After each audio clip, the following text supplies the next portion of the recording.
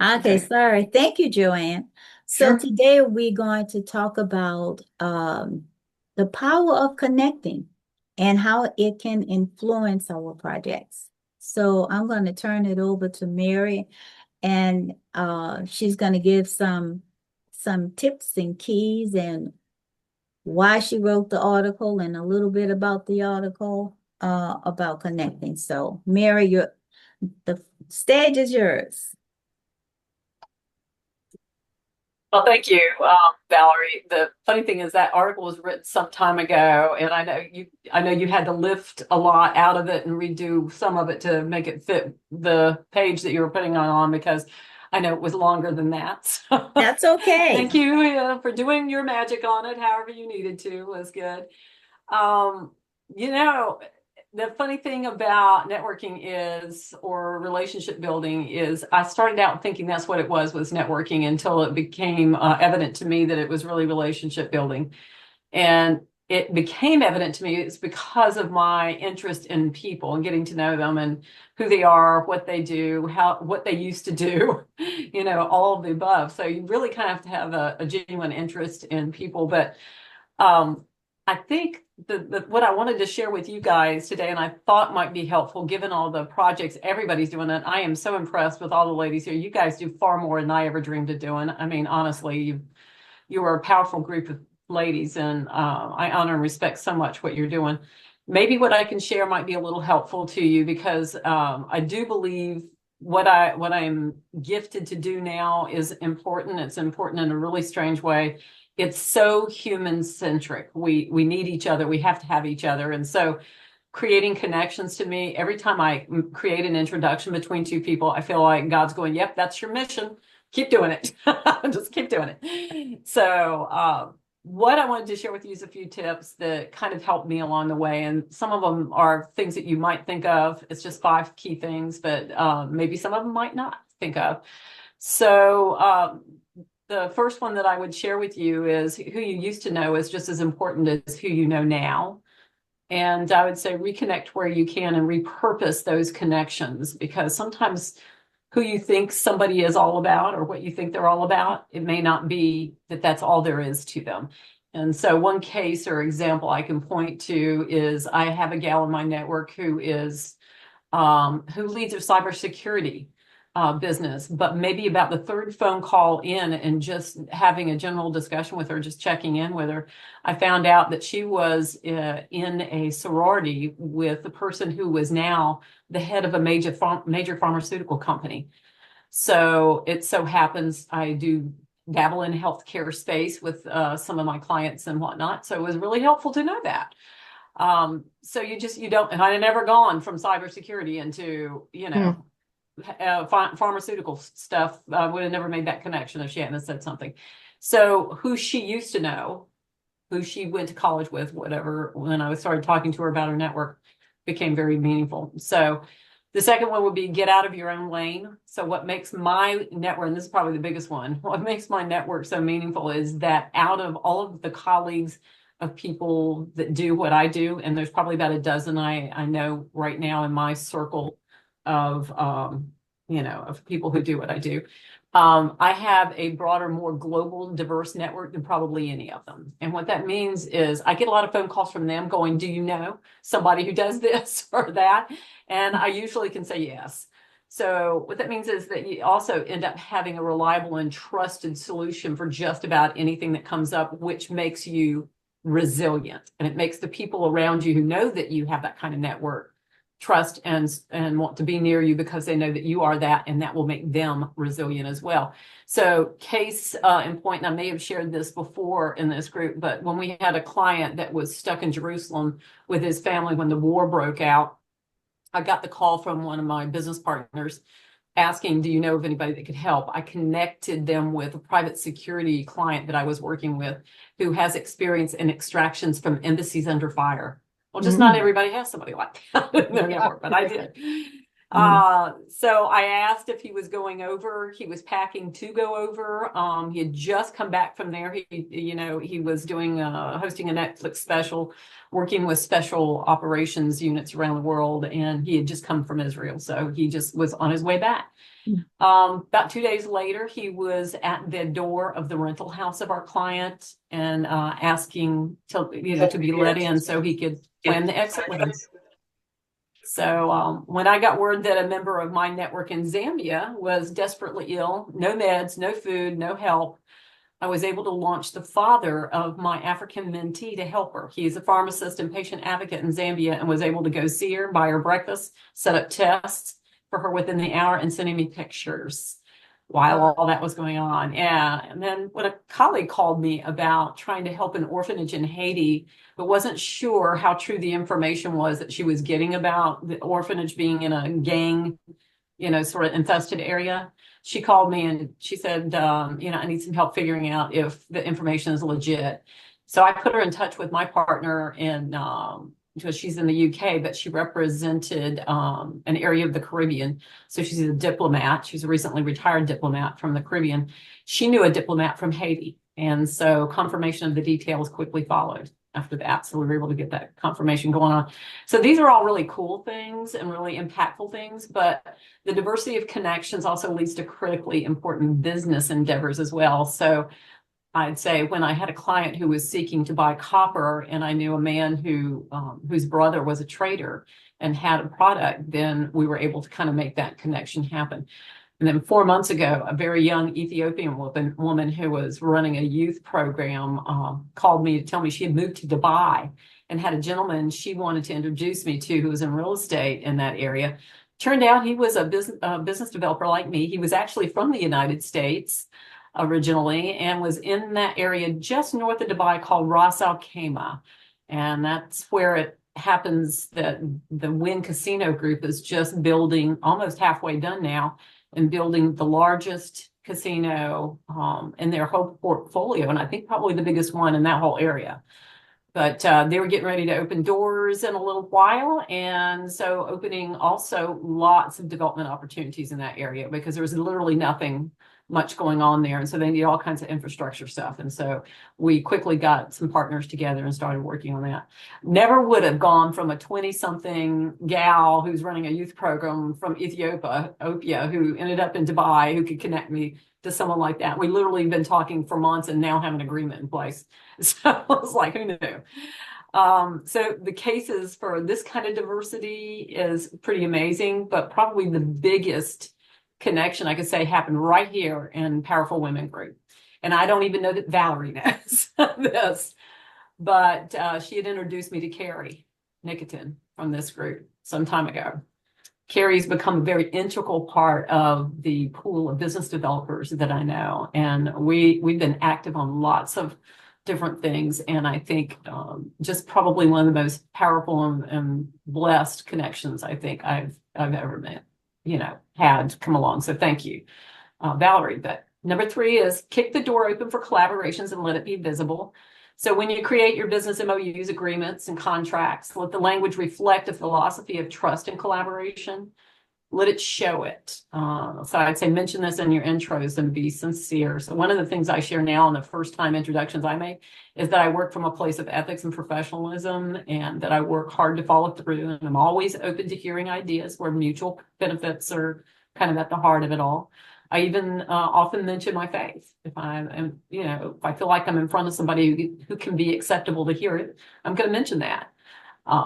So one case about being collaborative is a recent funding project was brought to me by a new colleague, introduced to me by a longtime colleague. The project is a $5 million project, which is on the light side of things for most of the projects we work on. But when it looked like we might have a funder for the project, those of us involved, and there were 5 major parties involved, almost all the deal flow that I have, there's at least 4 or 5 intermediaries involved, and sometimes some people below them. And so the people that are below them, they end up, having to take care of themselves. But when it looked like it was going to do something. All of us collaboratively got together and figured out how everything was going to parcel out in the most balanced and equal way, and did so without even a thought of competition, not a thought of give me more because I should have more or anything like that. So there's always plenty to go around, and I think it's just interesting to make sure that everybody knows that you have that ethic and right up front. So four is the best influencers are often retirees. So in my network, it looks like that retired but not really retired diplomat or C-suite exec who is leveraging their contacts to do something they really want to do. It looks like that. So one case is Nick, who is an experienced developer at the top levels, decided to go a bit more social entrepreneur in his latter years. So early in his career, he did projects for the royal family of Saudi Arabia and developed an entire small island city in Qatar. So he knows a world bank leader. He's extremely well connected. And we have been able to, he is a client of mine now, and we've been able to connect him forward with some other diplomats that we know around that working on impactful projects. And it's just been very meaningful for everybody all the way around. One of my best partners is a former congressman here in the US, and then also a former US ambassador to Denmark. And so we've been working on a project in Malawi for about 5+ years now. And so he's retired as well. So almost everybody that I work with on a regular basis, other than my business partners that are closer to my age, so would be that retirement age. And honestly, a lot of them are retired from high level positions and jobs. They just at some point got tired of doing whatever they were doing and wanted to move into something more meaningful. The retired ambassador that I just mentioned that I've been working with for the last 5 years introduced me to a woman who's a former US ambassador to Malawi. Turns out she lives 45 minutes from me, and she's a board leader for advancing girls' education in Africa. And she recruited me to that board this year. And because of that, I've been able to meet a bunch of neat new people. So don't think that you can't utilize those people who are recently retired. A lot of people, you're looking at probably a whole bunch of them sitting right in front of you right here. So, be able to gather those, be a people gatherer and gather those. Last tip is use a platform to gather these powerful connections. And one of the best cases is the fact that I started a digital magazine years ago with the idea that I could gather people who, or get eyeballs on people who might want to connect with my clients. And so I spotlighted my clients. It started there, but then it moved from there into a video podcast.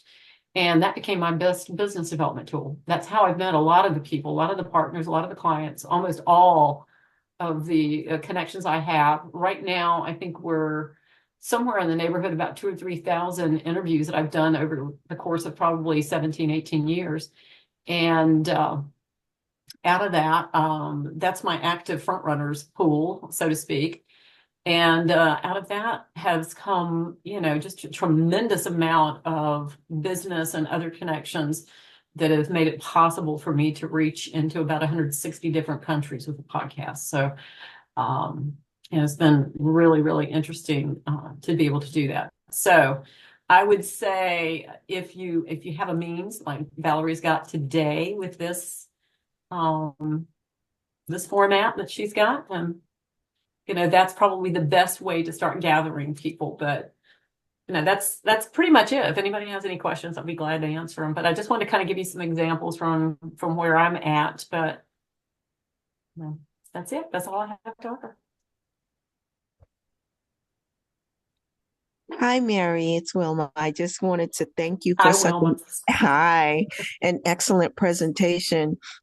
As I was listening to you, and I'm sorry, my video for some reason won't By the way, turn Wilma's on. one of my front runners.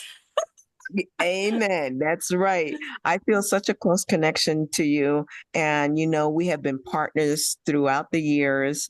And one interview that I think of when you were talking was the gentleman that I introduced you to, who was on, oh God, what is his name? He was on Donald Trump show. Oh, The Apprentice. Yes. Yes. And I was thinking that was such a powerful connection. And that just tells you, I mean, because him and I are connected through our churches. And I am a very strong proponent when it comes to connections. You never know who knows who. Mhm. And like you said, when you connect with people, and it can be someone in the past that can connect you to someone in the future. So I felt so proud when you did that interview, because I'm like, wow, look at this. You never know who knows who, You and that's don't. the way I look. That's the way I move through life. One of my partners Mhm. said to me, because he always takes me to certain events, he said, "I've never seen anyone work a room like you." Because I believe in connections.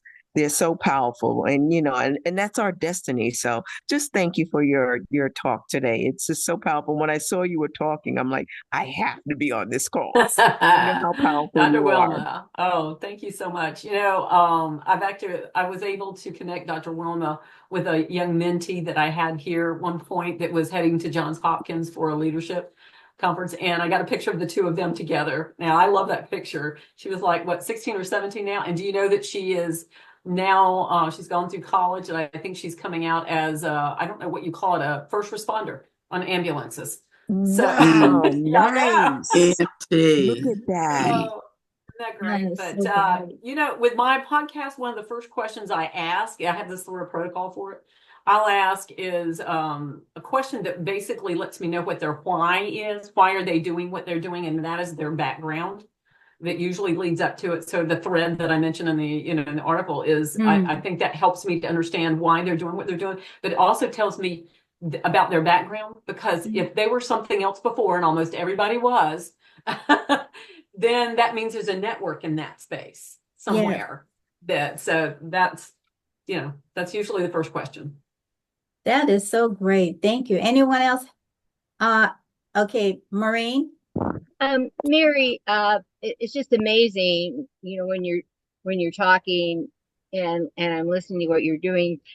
I guess I'm just wondering, like, when you say you have, first of all, when you say you have clients right now, what is that for networking? Is that for actually building businesses, or is yours basically connections?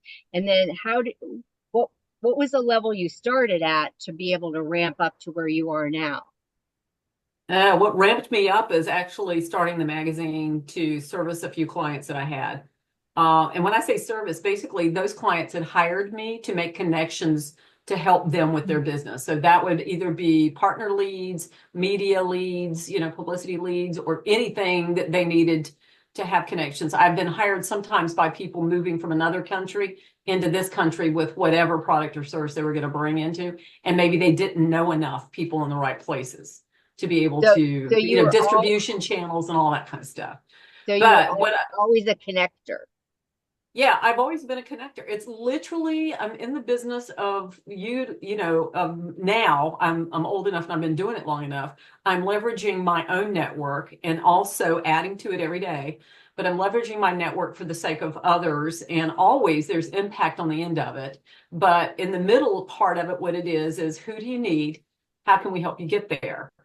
To get where you're going. But right now, the mainstay of my business is helping those innovators trying to get funded. We have a lot of business flow, and that goes through me into the funnel of how all that works. But it's taken a little while for me to understand that I'm not alone in doing this. So when I say that there's about a dozen of us that do what I do, it's funny. It legitimately is. They're independent. I call them business consultants. And so we work very collaboratively. I do not need another lead from anywhere. I probably shouldn't even have a website on right now, but they share. I literally this morning got 5 business deals from one person that I spoke to yesterday. And that person was introduced to me by a colleague, somebody that I have a standing conversation with every Monday. Who do you have? I don't know. Who do you have? What kind of deals do you have? I don't know. What kind of deals do you have? Let's see, something they can't work on or don't have the right connections for, they'll send it to me. So, oh, she's telling me it was Dr. Randall Pinkett. Okay, there we go. I see that on the chat. Thank you, Dr. Watts. But at this point, the interesting thing is a lot of people have mailing lists. I do have one too, but the front runners pool that I have are people I've actually spent time with over the years. I know who they are. They know who I am. They'll come back, and had one the other day. I told my husband, I got up, I said, I've had a conversation with Jesus today. He laughed. Jesus. It was Jesus that contacted me because it's Jesus. I just love it. I love when Jesus You drops never into my life. know. And Jesus, I must have met probably 8 years ago. And he came back to me. He's in Mexico City, and he's in between gigs and, in looking for the next gig, and, wanted to connect with me. And I had a conversation. I said, I'm always try to help those that I've talked to before, especially those I've talked to before, even new ones, and see what I can do to help move them around. So I do the best, the best that I can on anybody. I got physical therapy the other day. The physical therapist is looking at me going, what do you do? He asked me, I told him, he said, do you know, in my church, we have a refugee that just came in from Kenya. Do you think you could help him? I'm like, well, why not? Let's give it a shot. But what you asked for, that's where I kind of started. And believe it or not, Maureen, I started in the video games industry, making connections there because that was where somebody asked me to use social media to help them. It moved from there into some other spaces and finally landed about 5 or 6 years ago in what I called social entrepreneurship. And then from there, it has moved around to where now I have partners that I work with. And it's that partnership that has driven where I'm going now. So we have about 8 commodities deals going on right now. About 5 of those are gold deals. And that is because of the colleague pool that I have around me. It's not anything I've done. It's people who've introduced other people to me or that I've connected with somewhere along the way. And we're processing those. There's that. There is the funding side of the house that we work on. And then there's just the flat out consulting and working on teams. So the biggest, largest project I have is the one I mentioned with the former congressman / former ambassador. And that is the Sustainable Village for Malawi. We think we're about this close now to getting the feasibility study money for that. It's in Lilongwe, and we've got a partner, a boots on the ground partner. That collaborative thing happened because of my podcast, because I had interviewed one person who had and interviewed the other person who needed. Yeah. And I just put them together. That's it. So I hope that helps. Yeah, Well, Dr. Scott has her very hand up. organic. Okay, go ahead, Maureen. Go ahead, Maureen. Well, listening to that is like so awesome. And, I guess all of us at some level could look back and we probably have those connections, but we just, haven't been able to expand to the global level so much. But it's the same concept as far as. Well, God's the one that pushed me global, and yeah, I just let it happen. And honestly, to me, every connection I make is like a little bridge of peace. It's my way of acknowledging the fact that as human beings, that's the only way we get anywhere doing anything. And that's where he's put me. So that's where I am. Yes. So Dr. Carolyn Scott has her hand up. And thank you, Maureen. Has her hand up, and I was going to call on her next anyway, because we're talking about connections. And I have been to several events where Carolyn was, and also we go to the same church, and she has this magical way of floating like she's on invisible skates through the room slowly and talking to people and sharing, and they just open up and they started talking. But she is a massive connecting people. She's a commissioner in San Francisco and does quite a bit for the community. But I'm always calling her for something, and she just like had this big grab bag. Oh, I know this one. I know this one.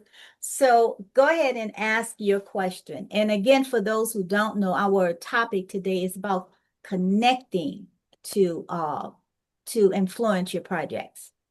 Okay, go ahead, Carolyn, ask your question. Well, good morning to all. And Mary, I think we met in 2023, you were working on a project or something, and I think so. I was in a hotel, and we were setting up meetings.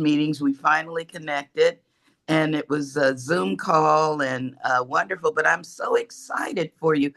My question is, how do we connect with you for conversations?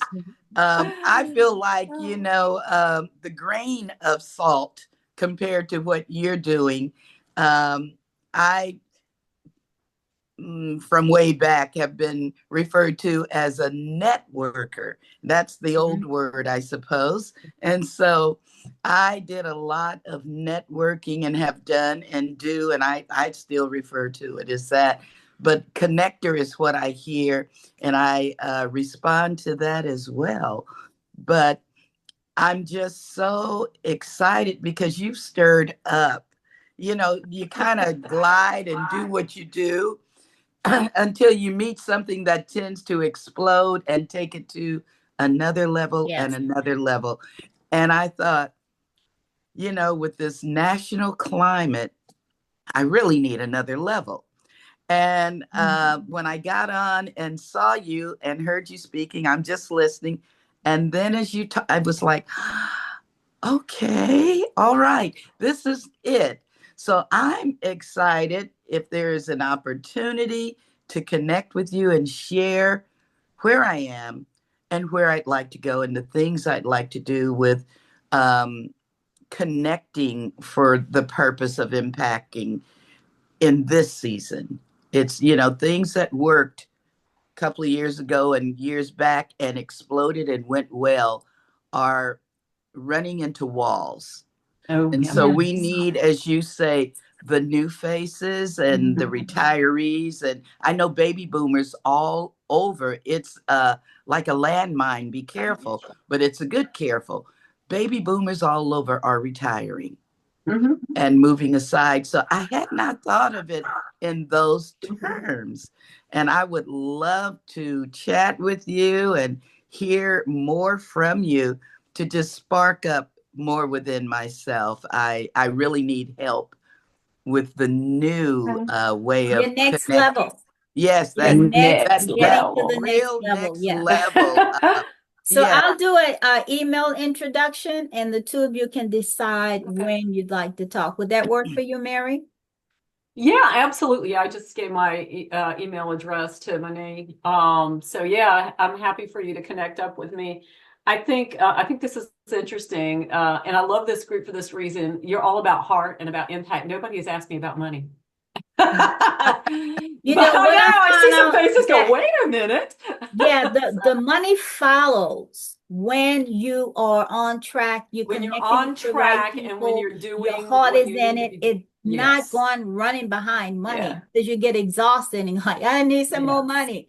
But I putting know. your heart in it and first, Yeah. what you said, and acknowledge God. Yeah. What this group does is we acknowledge, put God first, everything else falls in place. That's right.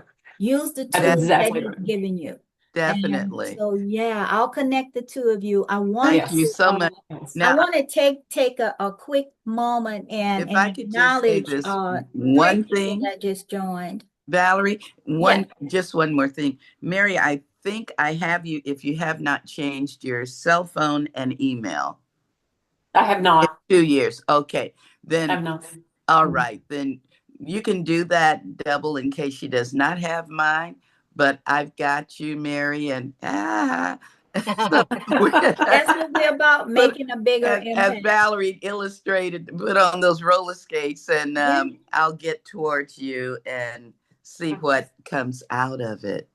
Thank you so much. I told Carolyn I wished I had a video. Someone was videoing her when she's in a room with a lot of people, how she graciously go to this one, and then she have these ideas and connect with them, get their information, and she glides over to the next person, and it's so magical.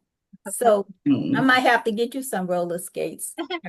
Anyway, so I wanted to take the time to acknowledge three people that just joined us.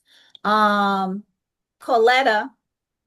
just joined us, and Coletta is a large part of our project in New Orleans. She's in San Francisco, president of mental health, has her own nonprofit, president of one organization, governor of another one, and president. It's all over the map, but she has such a big heart for people. And she's always making a difference. So I just want to acknowledge that she's on a call. She's in San Francisco. And it is just, she invited me to the church along with Carolyn that I just joined. And it's so magical. I just love it. The other person I want to welcome back, Alpha Bowie. Alpha was with us years ago. And we honored her at one of our events we did. I think it was a global event that we did in New Orleans. Yeah. And years ago, she flew from San Francisco to New Orleans, and we had a great time. We had a really great time connecting with other women. And so she just rejoined, and we want to welcome her back. I listened to her. She was at Coletta's event on Coletta's chapter president of 100 Black Women. And I went to Coletta's event with over 200 people there. And they honored Alpha, and Alpha spoke. And I didn't know she was such an eloquent speaker and all the things that she has done. It's just more remarkable. So Alpha, we want to welcome you back. Thank you for being here on the call. Thank you. Thank you so much. My apologies for getting on late, but I did too have another meeting, but I'm so grateful to be back and be a part of this dynamic group of women. Thank you. Thank you. And I also want to acknowledge Monet Brown. Monet is, she just joined. She was referred by Dr. Marcia Canton. And Monet is one of our panelists for human trafficking. And she put together, you could see on her name going across, not our kids. So what she does is teaches people about human trafficking on the internet with our kids and how to prevent that. She also has books that she's written about that. And Monet, I know you just joined like yesterday, and you don't know that we had a newsletter that talked about our topic for today. And so it's about connecting and the power of connecting. So I'll send you the newsletter too when I get off the call, so you can kind of read it and know more about Mary, who is is the writer for July. You know, she wrote the article on that, and she's a powerful connector with connections all over the world. So I just wanted to acknowledge you three ladies. And there was someone else that had a question for Mary, I think. Okay, so I am going to go to Dr. Irma Watts. So you are not the I'm getting y'all. Dr. Irma Manicourt next. Irma, are you able to speak? Yeah. So what I want is, so Irma has projects in several countries, and she was a part of the United Nations. She worked with UNICEF, and I want to hear from you about the power of connecting, because you got a project in Saudi Arabia and all the things you do. But let's hear from you about how you feel about connecting and connecting with the right people, and how do you go about it?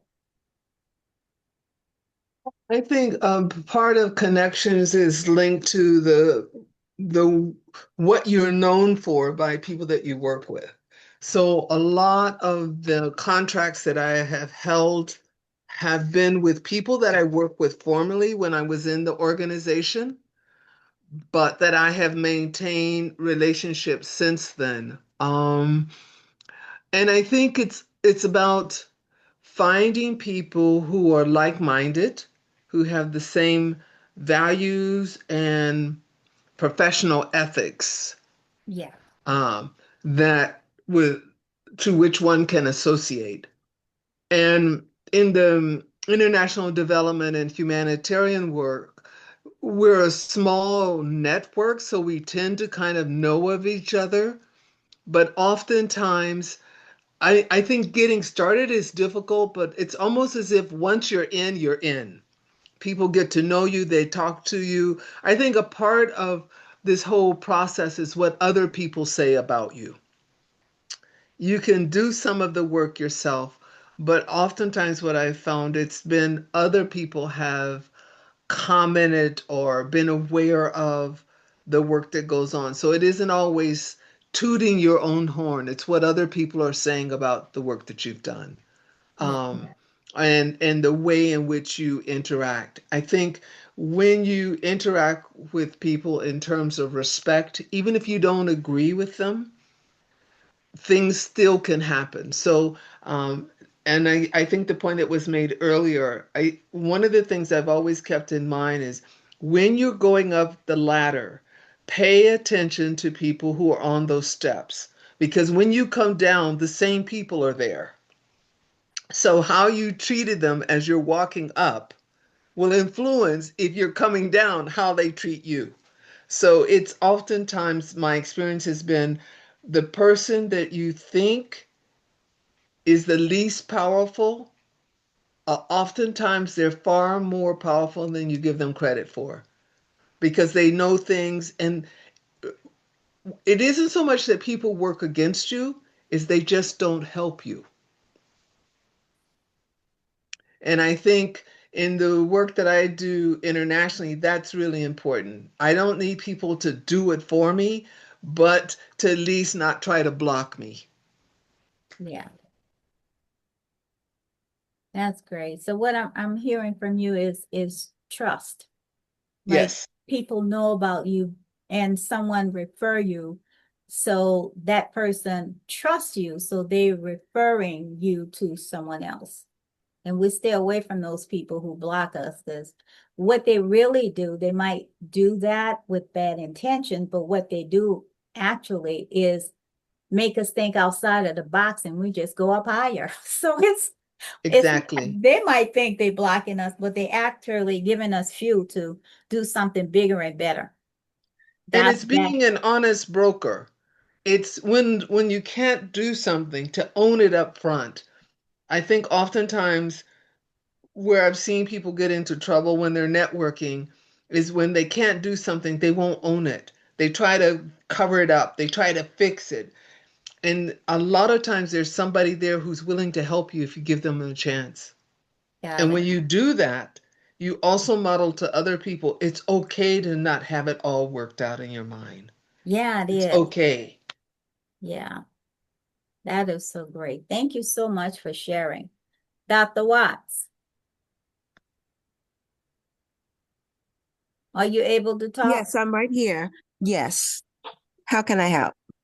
Well, I wanted to know about I know you connect with a lot of people, a lot of doctors. I know you know, a surgeon, but you do so many projects and making a difference.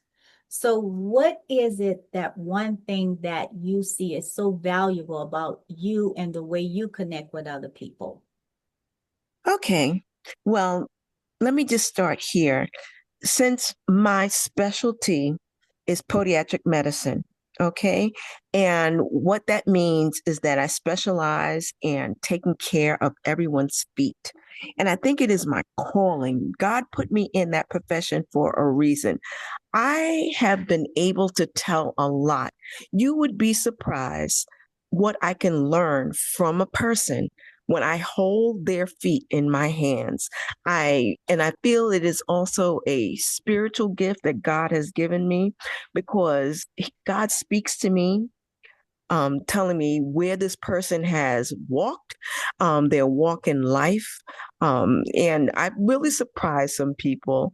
And when I sit down and talk to people, and when you're holding someone's foot in your hands, they open up to you if they trust you.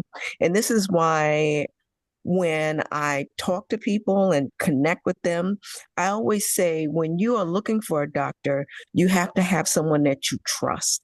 And I think that that is extremely important.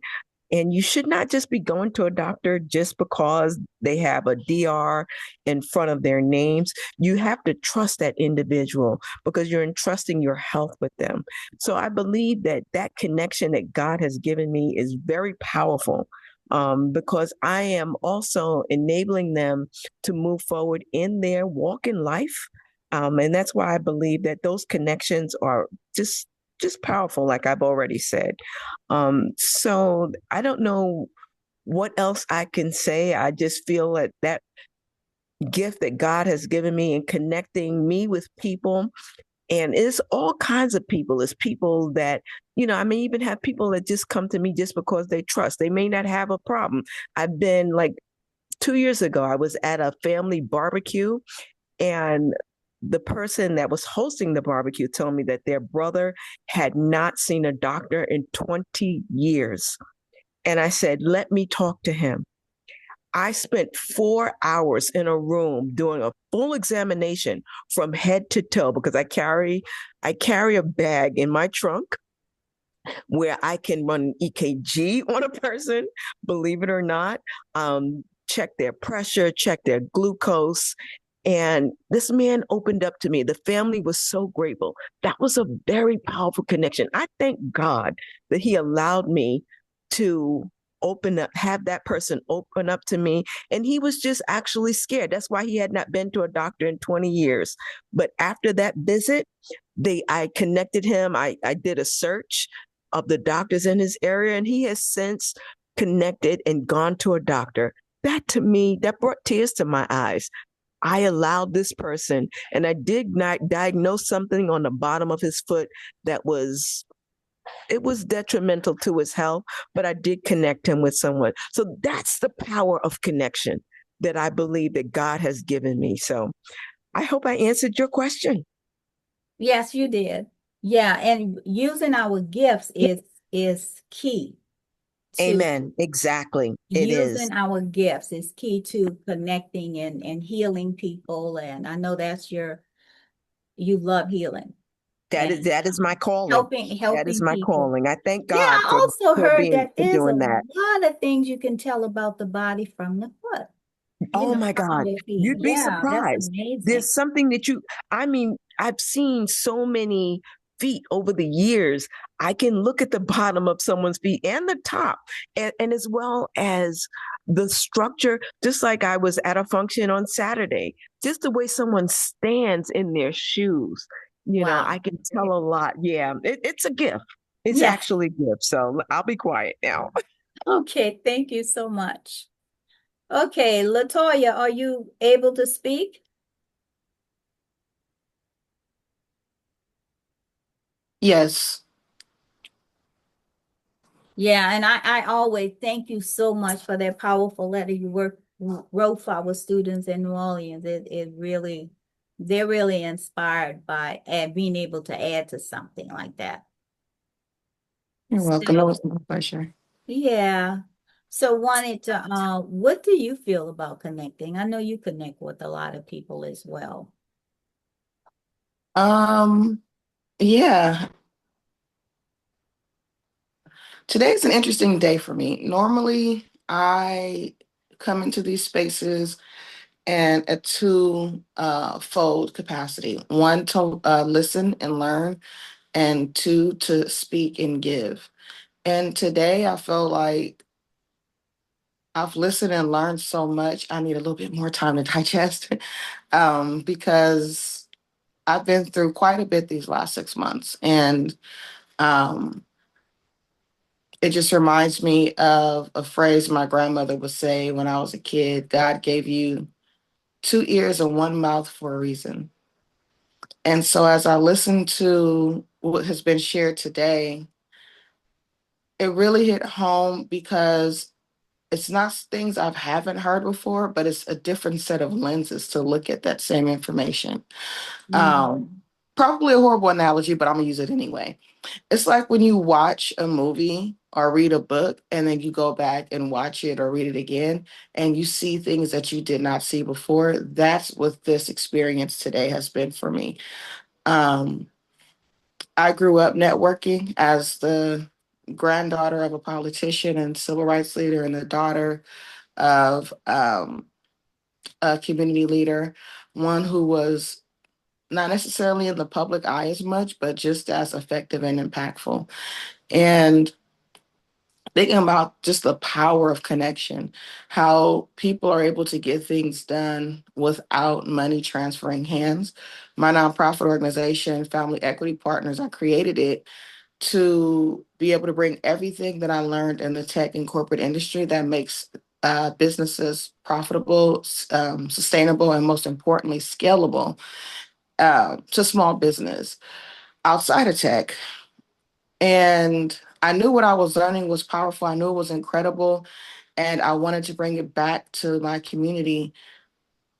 And I really didn't have a way how at first. And so by me just putting one foot in front of the other and keep talking to people and sharing what I know and sharing who I know with people I was going along the way, that is how this organization stayed afloat. When the first 4 years, we never got a dime of funding. We never got a dime of money coming in. It was all through connections. And everyone that worked connecting on both sides, those who were in the capacity to give and those who were in a position where they needed to receive. I think the relationships was more valuable than any money that has exchanged hands through some of these connections and relationships. And I know what you mean when you talk about Dr. Scott. She is something magical to watch, and I'm grateful for her guidance and her unofficial mentorship. I don't know if she knows, but I've deemed her a mentor. But um, just to watch and see her move through the room, number one, but then also two, how she's received. The gift and receiving is not just what you get in that moment, but how it blesses you in your life over an extended period of time. And listening to Dr. Watts even speak now about the foot, the first image that came to mind when she spoke was the woman washing Jesus's feet with her hair. And this time that we're in right now with the economic downturn, a lot of budgets being cut and folks being laid off. And I think we are in an incredible time for something truly miraculous to happen. Um, I had always wanted to start this organization, but the push to get me to do it was being laid off. And the 2 months that I was laid off, I started this organization and I have not stopped. I've only picked up steam. The image I have in my head of the woman washing Jesus's feet with her hair was that maybe she didn't have a washcloth. Maybe she did, but she used what she had right then and there at that time to get the job done. And she did it with grace. She didn't say, "Oh, Jesus, you owe me. Tomorrow you got to wash my feet with your hair." It was never about an exchange. And it's okay if we can reciprocate at times. But I think it also reminds me of a lesson I learned as a kid from my mom is whenever you do something, you do it with joy. You do it from the heart and you expect nothing in return. Your blessings come from God. It doesn't come from what you expect from other people. And so listening to everyone taking all this information in, receiving everything, um, I I believe this conversation was timely because, and I'll wrap this up just now. I think it was timely because while everyone is, I feel like the city is on fire. You're gonna do, we're losing money. And it's like, calm down, breathe, and get creative. How are you going to do what you need to do without one resource that you had before? That's all. Thank you. You're welcome. Okay, Dr. Marcia, what do you think about the power of connecting?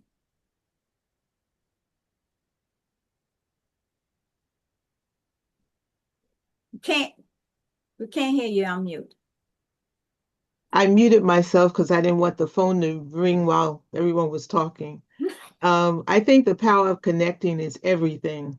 Um, I've been passionate about healthcare. I was, since I was a child, I always wanted to take care of everybody, and to find like-minded people who had that same passion was really a strength for me. And through all my years, even after retirement from a university, I found myself reconnecting to another university that had a passion even stronger than mine at San Francisco State, and which is why I'm still there now, still teaching. So I think connection, this type of group that we have with PWIC and other similar groups, gives us a like-minded thinking that we want to see a difference in this world. And I think we can do it. I try to do it one student at a time. And I'm still in touch with my students from 50 years ago. Monet's mother was one of my students 50 years ago in nursing, and we just stayed in touch. And I remember when Monet was born, and it's just that kind of passion that we've created with one another. And I see that in PWIC as well. I see that we need to continue to connect, and we have a shared passion. And I think Mary has brought that out today in your presentation. And I want to thank you for that, because I think it just encourages us to keep on moving forward, that we're not finished in spite of what the world looks like right now. It's not over. And we have to keep the vision, and we have to keep marching on. So thank you. Thank you so much. Thank you. Connie?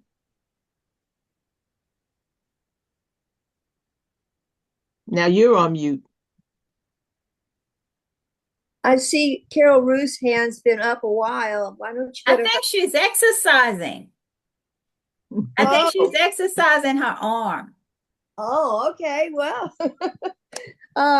okay. Well, I've my connecting. I met, even in the grocery store, I met a young man, and I saw he was with his dad, and the dad says his shirt said "Proud Father of a Marine." So I just started talking with him, and turns out he wants to be part of our program. He understands, he has post-traumatic stress, he has challenges, and he loves that we want to work with the mental health in the most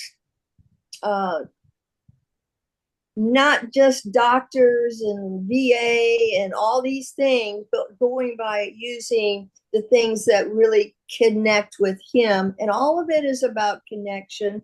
And that's why we want to have an eco village that people, the Blue Zone principles of longevity and well-being. You have a purpose, you have connection, you have healthy food, you are helping others, and you get exercise. You have a reason to get up in the morning. And so that's what our entire program is based on. But it's also about connecting with nature, and the healing power is just in leaves. Yeah. When you're in the woods, the leaves actually give off chemicals to help calm you.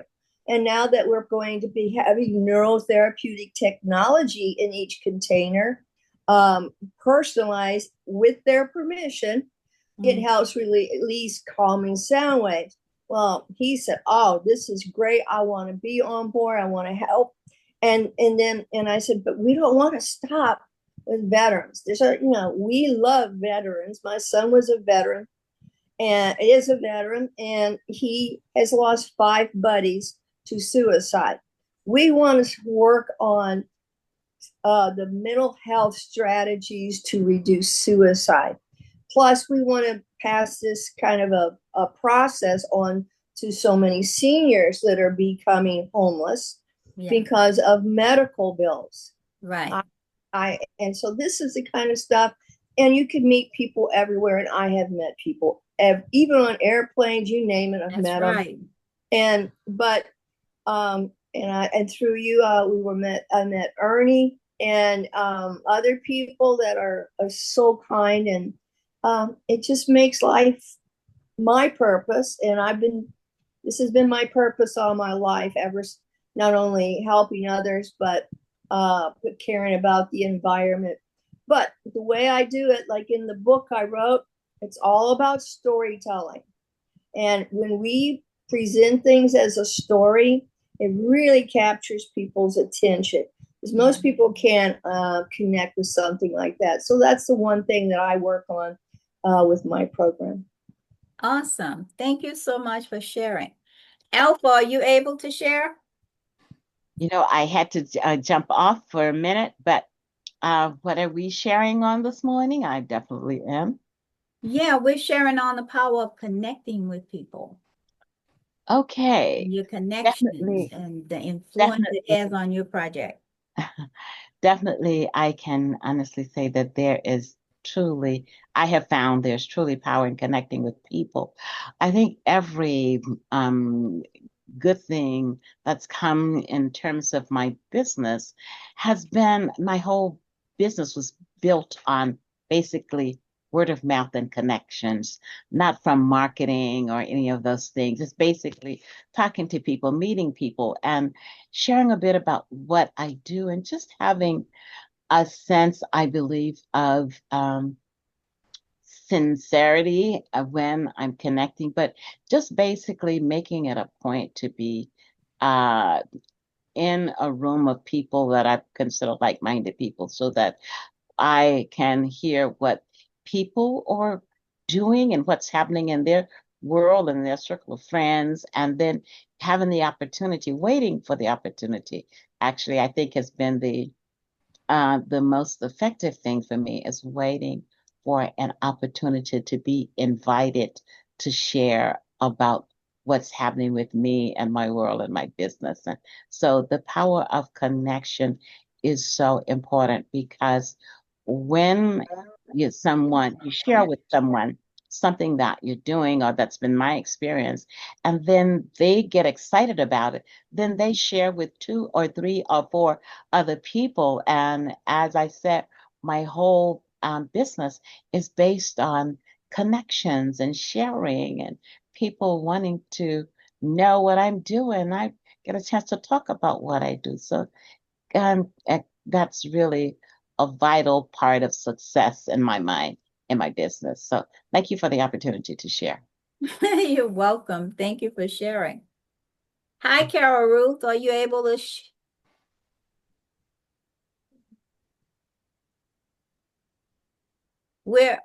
you're on mute. Thank you, Valerie, for recognizing that I am, in fact, exercising.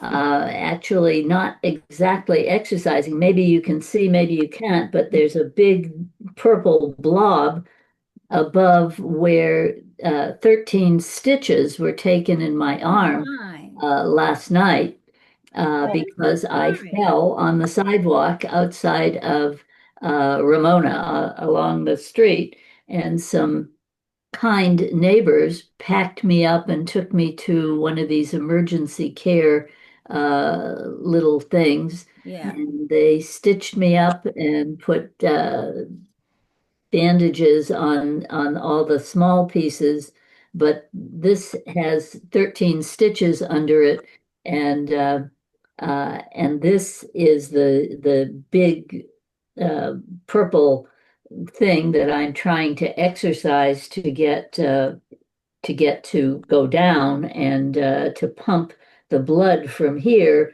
back into where it belongs, in my heart.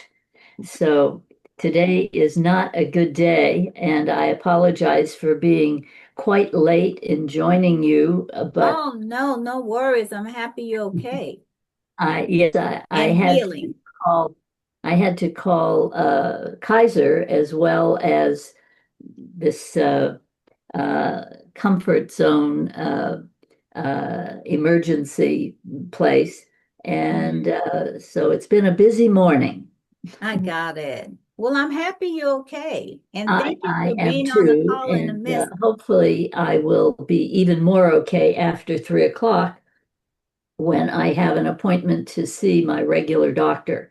And I was just going to call Lyft and make arrange a pickup when I realized that today was the day when you have changed to which you have changed the PWIC event, and so here I am. I appreciate you coming through all of it. I know why you became supervisor of San Francisco and such a legend nationwide. You keep going no matter what. Yeah, right. That is a good way of describing it. So Yeah. I have to do this exercise, keeping my arm up and wiggling my fingers this way. And hopefully that will do something good to I can see actually that the purple has been somewhat reduced.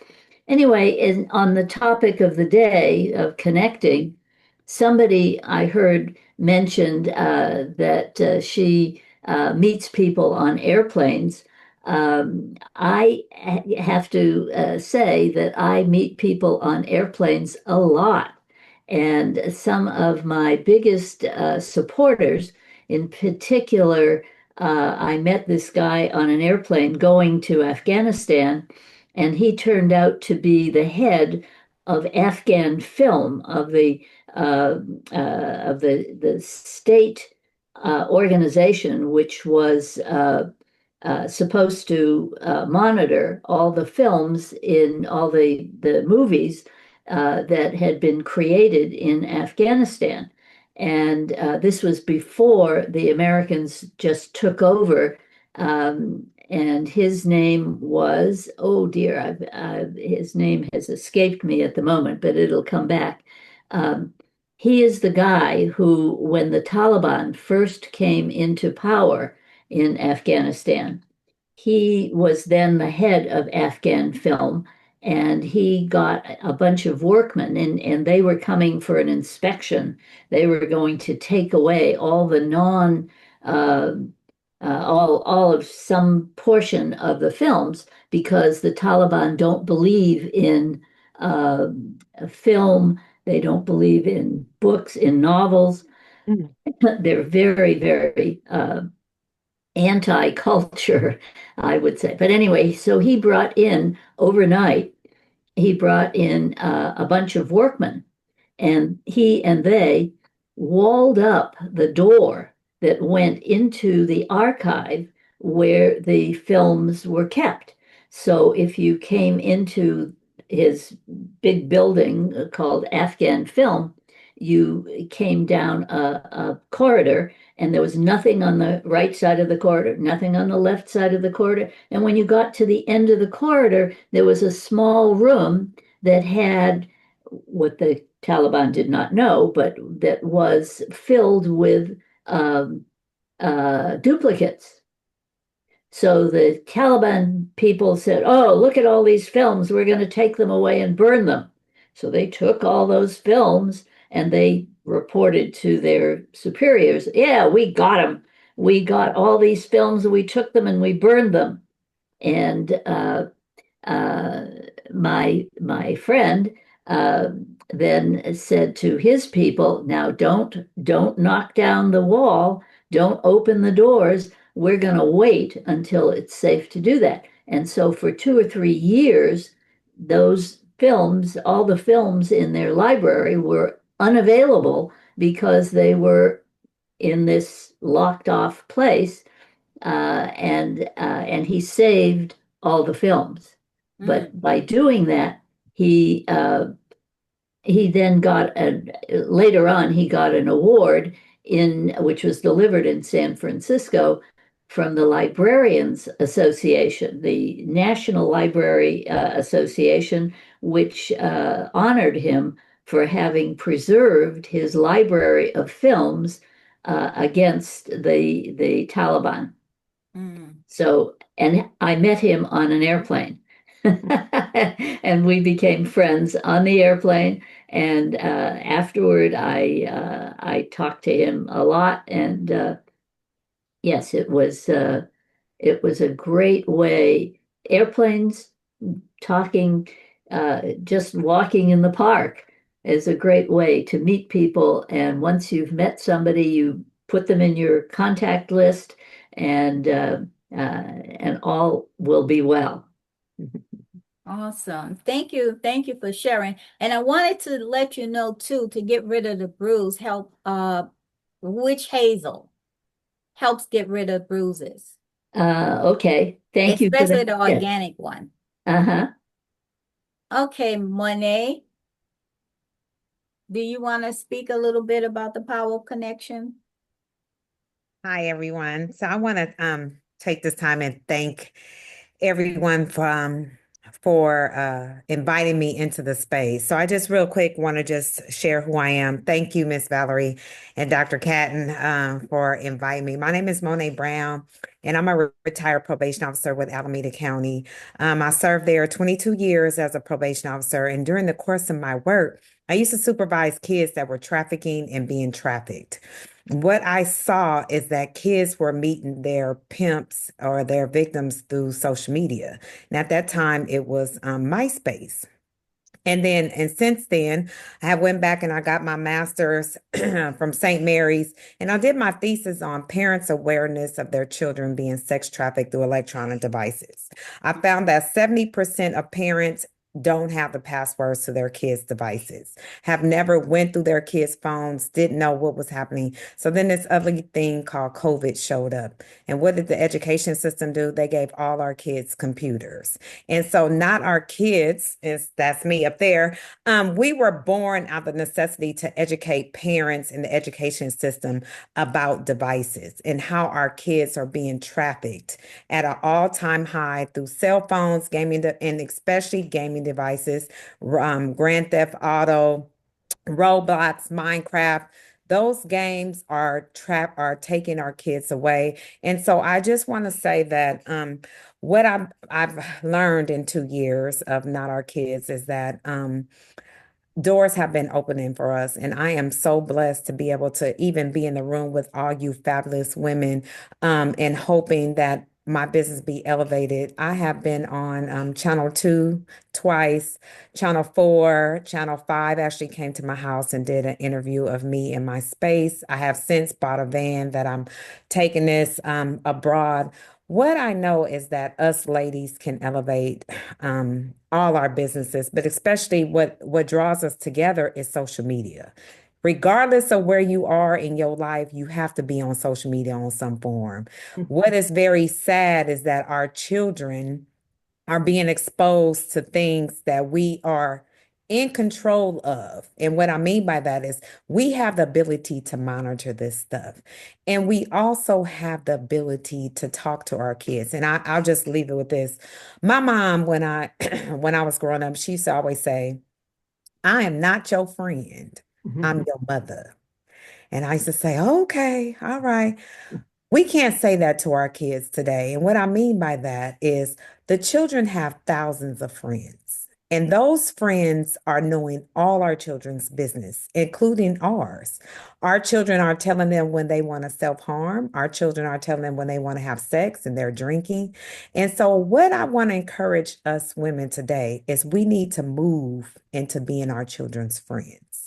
And what I mean by that is we are the first stop that they come to when they're upset, when they angry. They don't have no coping skills. The predators are luring our children away through things that we are providing to them because we don't know that our children are in danger. And so I just want to please spread Not Our Kids. I do have children's books. I wrote Operation Don't Chat Back, and that's Nia chatting with somebody online. I did do Ready, Set, Game, and that's talking to kids about gaming. And then both of those books are now in Spanish. And then I have the Cyber Pimp, what every parent should know to keep their kids safe from online predators. And it just talks to parents how pimping has changed. It used to be the Cadillac pimp, now it's the cyber pimp. And so I want to thank you.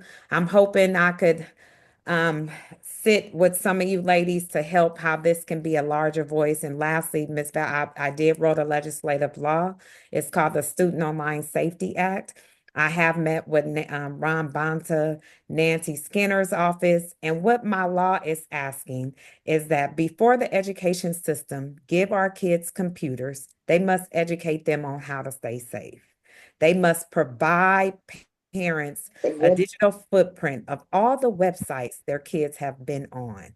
And lastly, I'm asking that this become a required curriculum in the schools to teach kids on how to stay safe. So thank you all. I'm Not Our Kids, Monet Brown, the founder. Thank you. That was really, really great. Anyone have any, Connie, you have a question for me? Yes, I wanted to say is that we have a mini camp, edutainment camp, or Camp Ohana.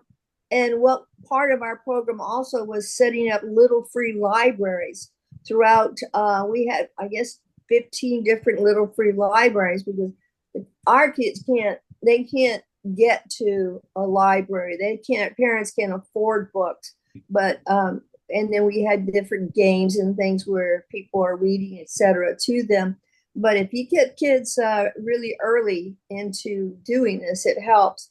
But most importantly is the brain. And if you follow Dr. Daniel Min, who has he has done over 250,000 brain scans, and he can show you the damage of the kind of, even young kids, what it does to the brain. The brain needs stimulus. It needs a lot of different things, food, etc., special water, all of them.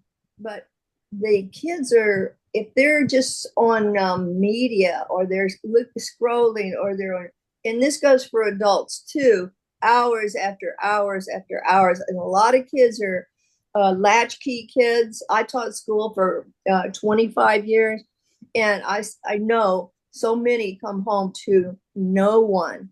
And so it is a crisis, because they are now in the military. Actually, they're having trouble getting recruits because of not being physically fit, enough people being physically fit.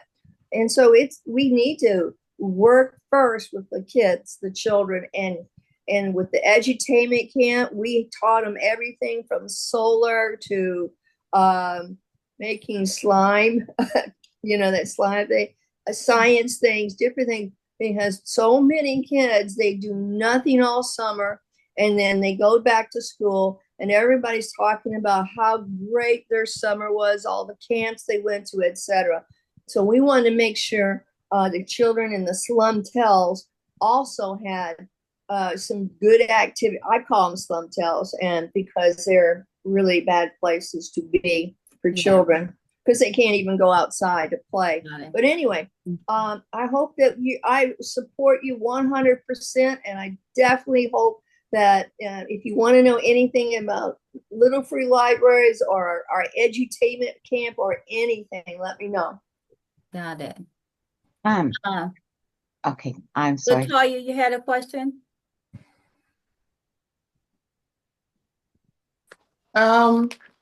Yes, a question / comment / invitation.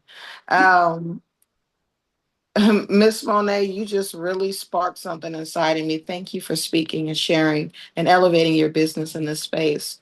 As a parent of 3 school-age children, my boys are 9 and 10, and my daughter is 15. You touched on so many things that I've dealt with. And I also serve I was PTO president, PTA president at the other school. And the schools are in the same area, same zip code.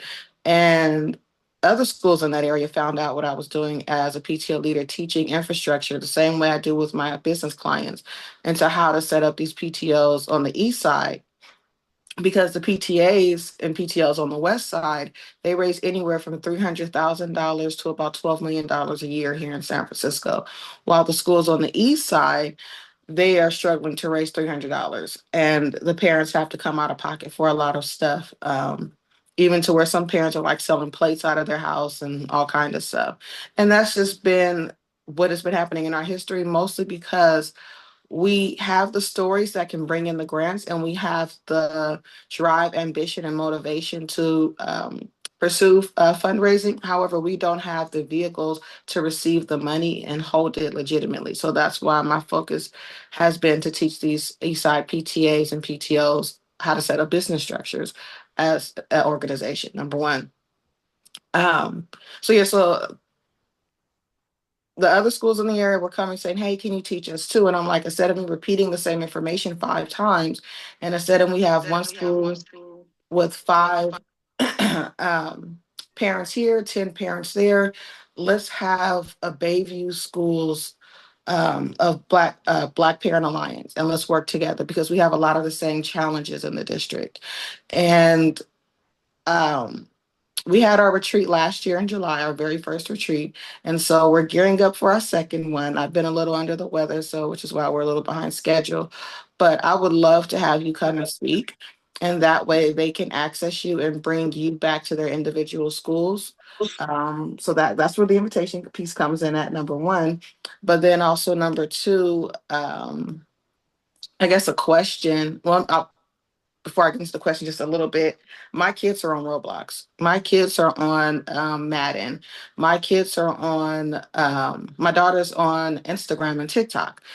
And I'll spend 17 years of the last years of my life in the tech industry. And so I don't necessarily grab their phones and go through it. I don't need the passcodes because I have a mirroring application set up on all their devices. So I see it in real time, and then I can look at it later if I don't have time.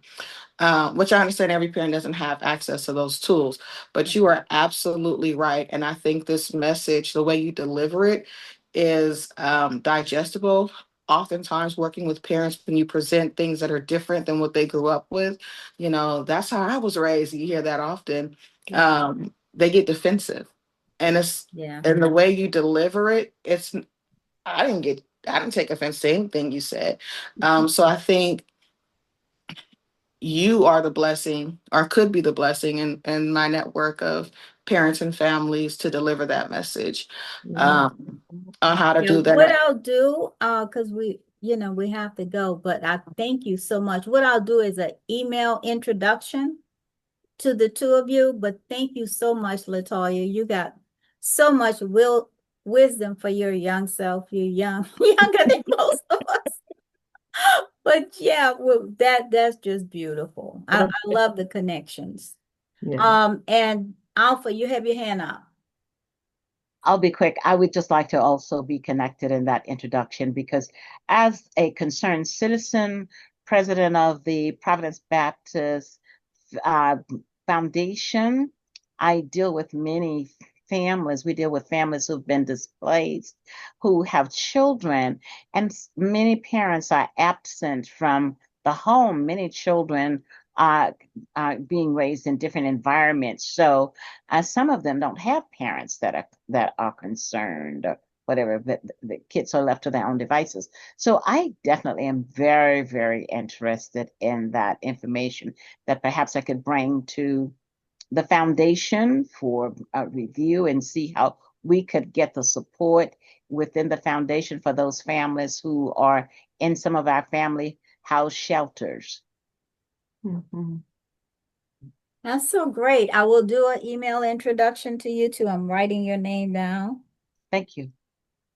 And Latoya. So I see Coletta has her hand up, and Coletta, Monet just spoke about internet. If you didn't hear all of it, I know you had to jump off and jump back on, but she's one of our speakers for human trafficking. And Monet, Coletta deals with human trafficking. And so I was going to connect the two of you anyway, and we'll be on a call together.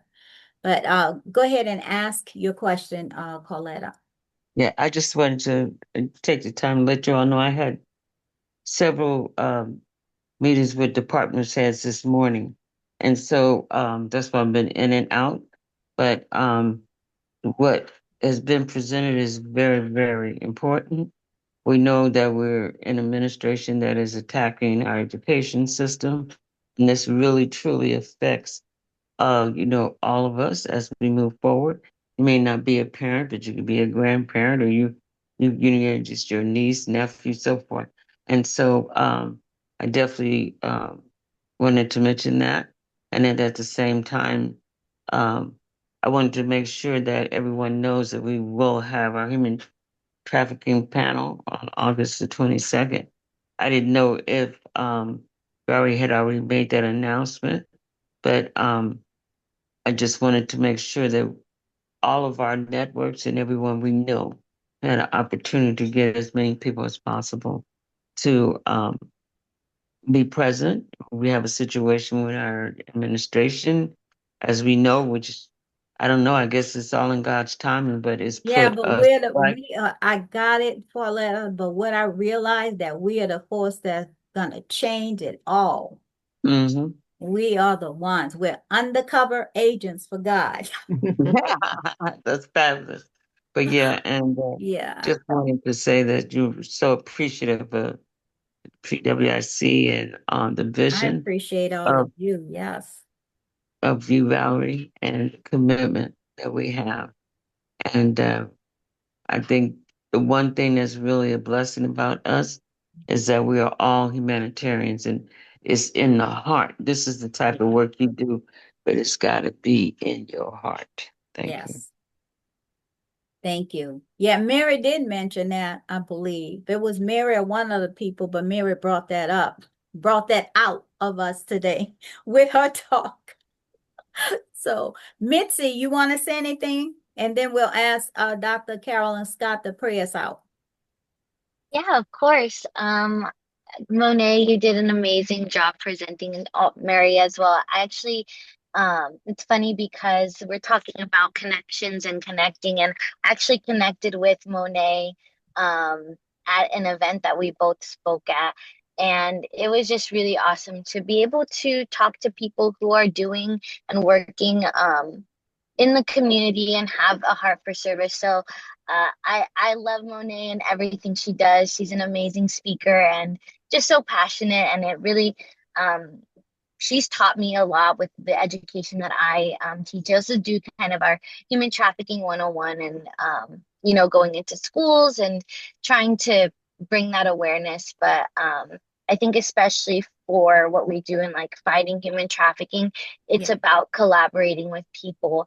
It's about being open to working together because not one person or one organization can do it alone. So, yeah, connection really is such a powerful tool in healing community. So, I loved the topic today, and Mary, thank you again for all of your helpful tips and yeah, and just for bringing this message to us. Yes. Thank you. Thank you. Okay, well, we'll talk soon because I have some updates on our New Orleans project, and we're going to have a call with our education team and the New Orleans team, and so we can't do it today as we're running out of time. But I wanted to ask Dr. and Pastor and Connector Carolyn Scott give her to pray us out for now. Okay, thank you so much. Bow your hearts and minds. Father, we thank you that in all of our ways, first of all, we're grateful for our greatest connection, and that's with you. Yes. God, the one who's created us and called us out and given us your purpose and given us your plans. Father, I thank you for giving us Mary Keurig for this moment, this time, this space, as I would think of Esther for such a time as this. Father, I'm grateful for the women here that you've created and lifted, and you've called us out and ordered our steps, God, for such a time as this. And I'm so grateful, God, that we can connect with one another after connecting with you and staying connected with you. God, as we walk together and pray for one another and exhort your name and exalt your name and bless you. God, we're so grateful for everything that's been said, each woman, the purpose of their words, oh God, has been planted. You're going to allow it to be watered, and then you will give the increase, oh God, because you know for each of us the call and the destination, the purpose and the goals. So I'm asking God in the name of Jesus that as we separate from one another on this call, that we continue to stay connected to you, and that we'll continue, oh God, to allow you to order our steps and to strengthen our hands for a good work and a great work that would advance your kingdom and that would make a difference in this world. We're grateful and ask that you continue to heal Carol and anyone else on this call and everyone related and connected to us that would need healing and comfort for grief, and God help and just in meeting the needs, oh God, of us all. We're grateful and we're hopeful, and God, we are expecting even greater things for such a time as this. And we thank you for it in Jesus' name. Amen. Amen. Amen. Awesome, ladies. Thank you so much for Thank being on the you. call. Thank you. Joanne, thank you for Thank all you. your years of Yes, support. Mary, bless Thank you. you. Yes. Valerie, thank you. Yes, thank you. And Good to Dr. see you, Irma, Dr. so good Scott. to see you. Good. Oh, thank you. So good to see you too. Yeah. And yes, Dr. Irma, everyone, and the new faces, Monet and all, Mitzi, such a blessing, and Latoya, such a blessing. Carol, thank you. So always good to see you, that soldier. Uh-huh. Yes, she is. God Yes. bless everyone. Yes, bless you all. And Dr. Canton, it's so good to see you again. I'm looking forward to seeing your presence. So take care, everyone. God bless. Have a great rest of the day.